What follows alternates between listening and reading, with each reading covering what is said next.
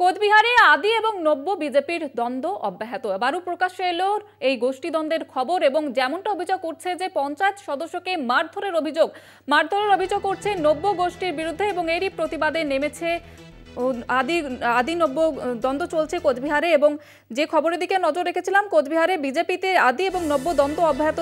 পঞ্চায়েতের সদস্যের উপর আক্রমণের অভিযোগ পদ্ম শিবিরের নব্য গোষ্ঠীর বিরুদ্ধে, প্রতিবাদে ধর্ণা পদ্ম শিবিরের আদি গোষ্ঠীর কর্মীদের বিরুদ্ধে।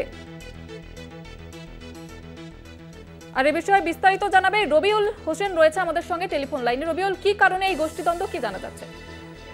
দেখো যেটা আজকে তুফানগঞ্জে বিজেপির যে বিধানসভা ভিত্তিক কর্মী বৈঠক ছিল, সেই কর্মী বৈঠকে উপস্থিত ছিলেন বিধায়িকা মালতী রাভা সহ জেলার নেতৃত্বরা। আর সেই বিধায়িকা যেখানে মিটিং এ উপস্থিত ছিলেন, সেই মিটিং থেকে বলতে গেলে একেবারে ঢিলছোড়া দূরত্বের মধ্যেই ধর্নায় বসে বিজেপির আদি গোষ্ঠীর কর্মী সমর্থকেরা। এই যে ধর্নায় বসা, এই ঘটনার কিন্তু সূত্রপাত হয়েছিল গত 11ই জানুয়ারি রাতে। তুফানগঞ্জ ব্লকের 12কোদালি 1 নং গ্রাম পঞ্চায়েতের যে হরিঘাট এলাকা রয়েছে, সেই হরিঘাট এলাকায় ইট ভাটায় কর্মী নিয়োগকে কেন্দ্র করে একটা পরিস্থিতি উত্তপ্ত হয় এবং সংঘর্ষ বাধে। সেই সময় অভিযোগ ওঠে বিজেপির সেখানকার স্থানীয় যে পঞ্চায়েত সমিতির সদস্য রয়েছে হরেন্দ্রনাথ বর্মা, তার উপর কিন্তু আক্রমণ করে বিজেপির নব্য গোষ্ঠীর যে সদস্যরা তারা।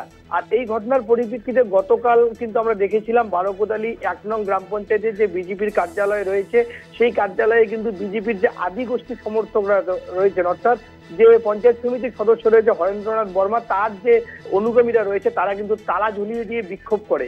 আর তারপরে আজকে যখন সেই এলাকায় এবং পার্শ্ববর্তী এলাকার বিজেপির কর্মী সমর্থকদের নিয়ে স্থানীয় বিধায়িকা মালতী রাভা তিনি যখন সেখানে যান সাংগঠনিক মিটিং করতে, ঠিক সেই সময় বিধায়িকা যে স্থানে মিটিং করছিলেন তার একেবারে ঢিলছোড়া দূরত্বের মধ্যে কিন্তু আদি বিজেপি অর্থাৎ সেই হরেন্দ্রনাথ বর্মার যে কর্মী সমর্থক যারা অনুগামী রয়েছেন তারা কিন্তু ধর্নায় বসে এবং তাদের দাবি যে তাদের যে পঞ্চায়েত সমিতির মেম্বার রয়েছে হরেন্দ্রনাথ বর্মা, তাকে কিন্তু বিজেপিরই এক গোষ্ঠী অর্থাৎ নব্য গোষ্ঠী নতুন যারা বিজেপিতে যোগ দিয়েছে তারা কিন্তু আক্রমণ করছে। এবং একই সাথে কিন্তু তাদের আরো কিছু অভিযোগ রয়েছে। সরাসরি বিধায়িকের দিকে তারা আঙ্গুল তোলেন। তারা জানান যে বিধায়িকার নির্দেশেই রাতের অন্ধকারেই সেখানকার যে মন্ডল সভাপতি, সেই মন্ডল সভাপতি যাকে কাজ দেওয়ার দরকার সেই লোককে কাজ না দিয়ে তিনি তার একেবারে সুপরিচিত এবং কাছের লোককে কাজ পাইয়ে দিয়েছেন, এমনটাই কিন্তু সেই ধর্নারত অবস্থায় আদি বিজেপি কর্মীরা দাবি করেছেন।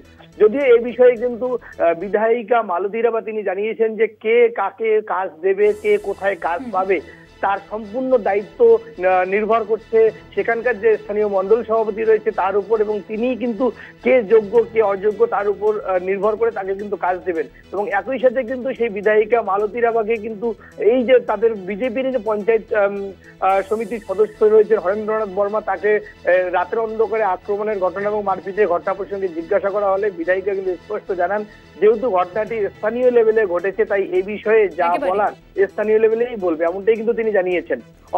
ধন্যবাদ তোমাকে।